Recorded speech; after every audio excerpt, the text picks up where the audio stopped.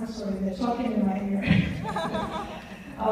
So that's some of the briefest ways that I can tell you a little bit about the background, background of the day. And when we talk about the colonialism and Africans being moved through the slave trade to the Americas, there's certain pieces of that came along with a lot of the African Americans that were brought here through the slave trade. And Carla will touch on how that transition, what it followed through, even though the elegance and the flamboyance didn't come with us. Brittany just walked in and everything. So if you look at the different styles of the head wrap as well, I talked about how you can use a head wrap to identify status within society. That has changed. Now how Brittany has her head tie and Carla and Jumoke, those are some of the old ways yet new. So the smaller head ties now are more common when you look at how the head wrap has transitioned. So when we look at designs, they look more now like hats rather than flamboyant headpieces.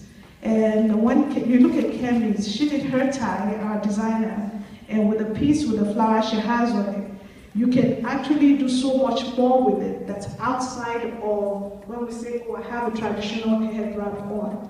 It looks like a hat more so than a head wrap. And those are some of the influences of when you look at the Euro influence in our fashion. That's where they've transitioned to. But originally, so she's going to do a wrap for me before the end of the show, and we'll get one more volunteer for her to do a wrap on so you can see how it's done.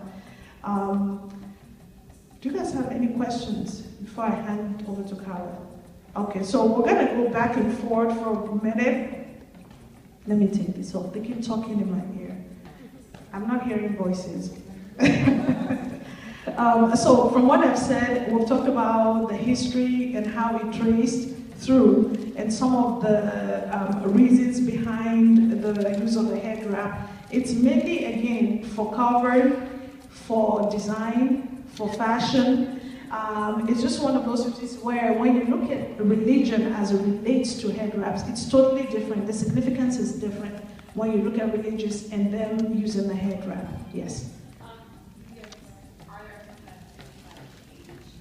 Yes. Yes. Styles also signify age. The younger you are, the smaller your head wrap. So the older you are, the higher your status usually is in society. She's still old, don't listen to her. She's trying to say she's young because of her head wrap. I didn't have to see her to see what she did. But yes, you're very right. So some of the ties to the front are usually back in the day, which is like pointing consistently because you're the closest to what the old designs looked like. And that was how the younger women tied. And it's usually a long piece of fabric that you wrap around a couple of times to kind of get it tied. When I look at turbans and all the different ways now that you use the scarf, she'll be able to talk a little bit more about that piece. But usually we have specific type of fabric, it's tied a specific way, and it signifies certain things within each group within our society. Okay, so I'll hand over to Carla and then we'll take more questions as she goes. Okay. I brought my Crocs just so you can see and imagine during slavery. Once colonialism hit and slavery, we were relegated to slavery, most of the Africans, now African Americans we were called, Africans, they began to take their status away, began to take their heritage, began to take their prominence, their importance. So they relegated African Americans, men and women, initially wore head ties. They used to make African American men tie their hair. And it was more of, supposedly it was a subjugation. It was more subjugation and more control. And they tried to say that typically it was because the hair would be prevented from getting lice from the workplace in different areas that they made in. That may be so too. But studies have shown, and also history tells that they began to strip away all of our identities, all our ethnic identities, all of our importance, all of our family traditions, everything went away with the advent of slavery.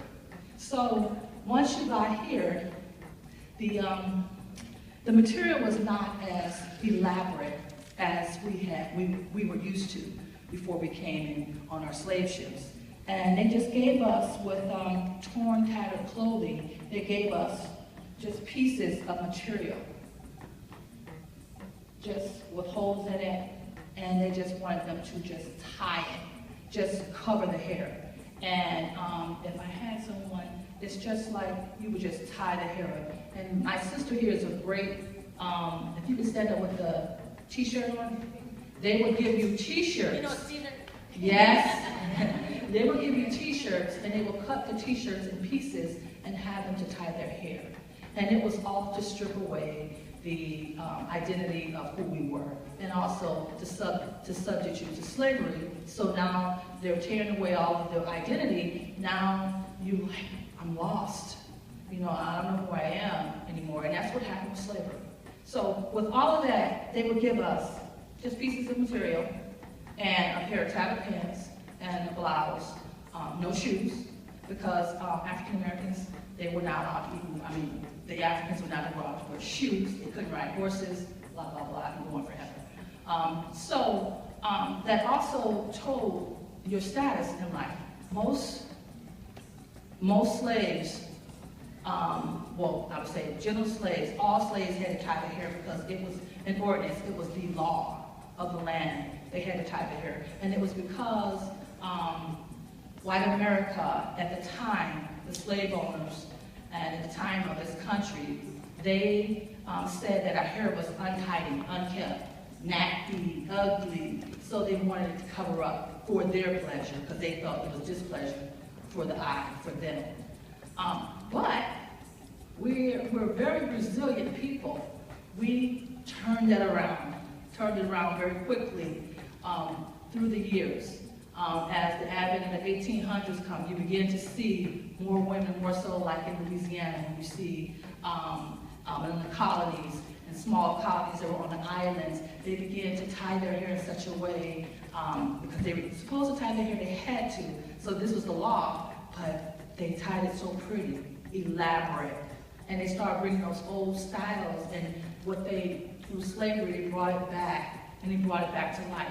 And then the advent of, once we were out of slavery, we began to take on European styles, more like hats. So they were tying it in forms of hats, and they wore the hats that covered more closely to the face.